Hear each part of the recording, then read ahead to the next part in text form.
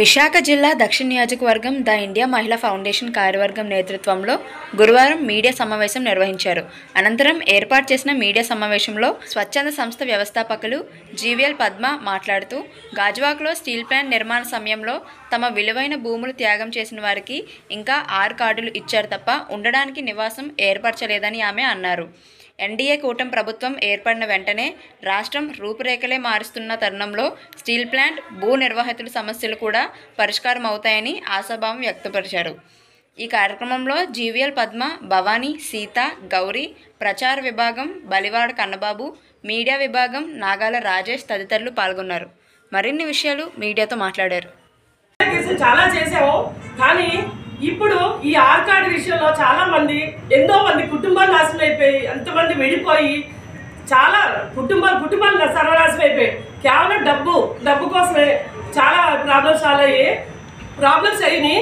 So గత 40 సంవత్సరాలుగా ఒక్క మహిళ, శాసన సన్యాసం అనే మహిళ, ఆవిడ కొన్ని సంవత్సరాలు డిప్రెషన్లోకి వెళ్ళిపోతే వాళ్ళ అమ్మాయి కొంచెం పెద్ద అయ్యాక ఆవిడని బాగా చూసుకొని మళ్ళీ ఏదో చిన్న శోషణలు చెప్పుకొని, మీ ద్వారా కూటమి ప్రభుత్వం వచ్చిన తర్వాత తప్పకుండా న్యాయం జరుగుతుందని ప్రజలకి స్పాట్ పేమెంట్ లాగా స్పాట్లోనే చాలా న్యాయం జరుగుతుంది. దయించి మా బాధను, ఆ అమ్మాయి బాధల్లో చెప్తుంది, తన వివరాలు చెప్తుంది. దయించి మీరు మీడియా తరఫున ఈ అమ్మాయి బాధను కూటమి ప్రభుత్వం చేరనిచ్చి ఆమెకు న్యాయం చేస్తారని కోరుకుంటూ సెలవు తీసుకుంటాను. అందరికీ నమస్కారం. మా పేరు ససల గౌరీ.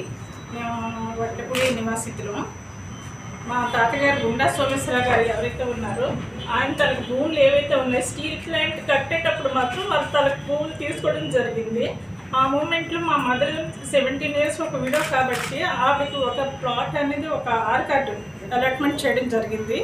అది ఆర్ కార్డు నెంబర్ ఏమో 649 అన్నమాట.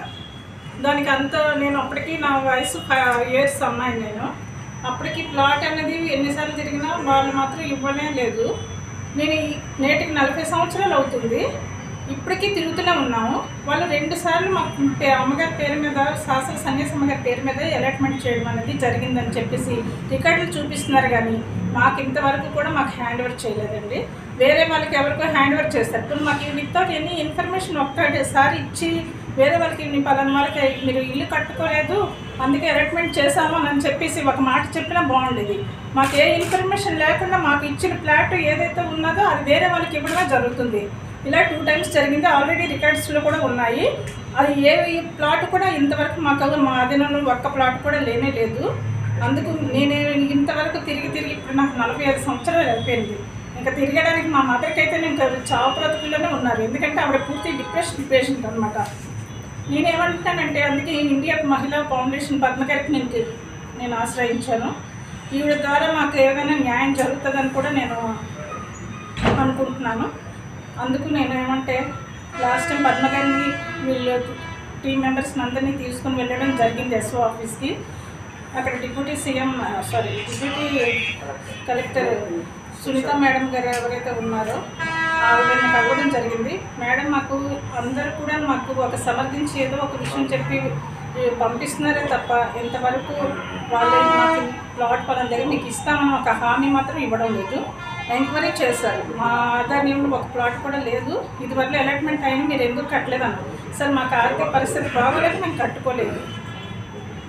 ఇప్పుడు పరిస్థితి బాగుంది అనేసి కూడా నేను చెప్పలేను, ఎందుకంటే నా అమ్మ పూర్తిగా డిప్రెషన్ పేషెంట్. ఆవిడ ఎప్పుడు ఏమైపోయినా సరే ఈ స్టీల్ ప్లాంట్ వారు అప్పుడు నాకు ఏమైనా ప్లాట్ ఇస్తారా? నేను మీడియా మిత్రులందరికీ కూడా ఈ కూటమి ప్రభుత్వం ఏదైతే ఉందో దాని త్రూగా నాకు ఒక న్యాయం జరుగుతుందని చెప్పేసి నేను ఆశిస్తున్నాను. దయచేసి మీరందరూ నాకు ఒక సపోర్ట్గా నిల్చొని మా అమ్మగారికి ఒక్క న్యాయం, నేను ఇన్ని సంవత్సరాలు బ్రతికినందుకు మా అమ్మగారికి ఇది ఒక్కటి వచ్చిందని చెప్తే చాలు, ఇంకేంటి నాకు వద్దు.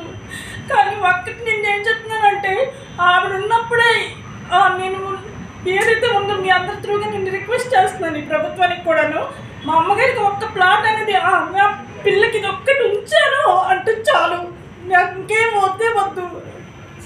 నేను మీ అందరి తరఫున రిక్వెస్ట్ చేస్తాను, దయచేసి ఇప్పించండి. నమస్కారం అండి, నా పేరు రాజేష్. ద ఇండియన్ మహిళా ఫౌండేషన్ స్థాపించి 2 సంవత్సరాల నుంచి మహిళలు ఎక్కడైనా సమస్య ఉంటే మేము ఉన్నాం అంటూ ఒక స్వచ్ఛంద సంస్థను ప్రారంభించి ఐఎన్టీసీ లీడర్గా ఆవిడ ఉన్న ఒక స్వచ్ఛంద సంస్థను స్థాపించి ఈ రాష్ట్రమే కాదు ఇతర రాష్ట్రాల్లో కూడా సమస్యలను తమదంటూ సమస్యగా తీసుకుంటూ జీవీఎల్ పద్మా గారు తీసుకువెళ్తున్నారు. ఆ కార్యవర్గంలో నేను ఒక భాగస్వాముడిగా ఉండి మహిళల సమస్యలు ఏవైనా ఎలాంటివైనా ఒక ప్రచార కార్యకర్తగా ప్రచురించడం జరుగుతుంది. స్వచ్ఛందంగా ఎలాంటి ఈ సేవలో చేరాలనుకునేవారు జీవీఎల్ పద్మా గారి ద్వారా ఆ సేవలో మీరు కూడా భాగస్వామ్యం కావచ్చు. ఈ ప్రధాన సమస్య 40 సంవత్సరాల నుంచి తిరుగుతున్నందుకు special deputy collector Sunitha madam గారికి స్పెషల్గా మేము వెళ్ళి అడిగాం, మేడం గారు అన్ని అర్హతలు ఉన్నా ఎందుకు కేటాయింపు జరగడం లేదు అని. ఆవిడ ఒకటే అన్నారు, 40 సంవత్సరాలు అయిపోయింది, ఇంక ఈ విషయంపై ఎందుకు ఫోకస్, ఇప్పటికే 300 మంది ఇంకా ఇలాంటి వాళ్ళు ఉన్నారు ఆర్ కార్డు ఉండి ఫ్లాట్ కేటాయింపు జరగలేని వారు, వాళ్ళ గురించి చూడమంటున్నామే తప్ప వీళ్ళకి ఆల్రెడీ 2 సార్లు జరిగిపోయినట్టు ఉంది కనుక సిస్టంలో ఈవిడ గురించి అవ్వడం చాలా అలసత్వం అవుతుంది. అయినా ఎంక్వైరీలు పెట్టాము అంటున్నారు. ఎంక్వైరీలు దబదబాలుగా జరుగుతున్న అధికారులు ఎంతమంది మారిపోయినా ఆవిడ అంటున్నట్టు 5 సంవత్సరాల బేబీ నుంచి ఇప్పటి వరకు ఆ సమస్యపై తిరుగుతుందంటే ఎంతమంది పాలకులు మారుంటారు. కానీ ద ఇండియన్ మహిళా ఫౌండేషన్ కార్యవర్గం ఈ సమస్యపై ఇంకా హైయర్ అడ్వకేట్స్ వరకు మేము వెళ్ళడానికి సిద్ధంగా ఉన్నాం. ఈ సమస్యపై నారా లోకేష్ వారికి కూడా స్పెషల్గా ఒక సపరేట్ మెయిల్ ద్వారా ఆయన సమస్యలు తెలియపరిచారు అనుకుంటున్నారు తెలియపరిచారు. అది కూడా ఆ వింగ్లో కూడా మేము ముందుకు వెళ్తామని సభాపూర్వకంగా కోరుతున్నాం. Thank you.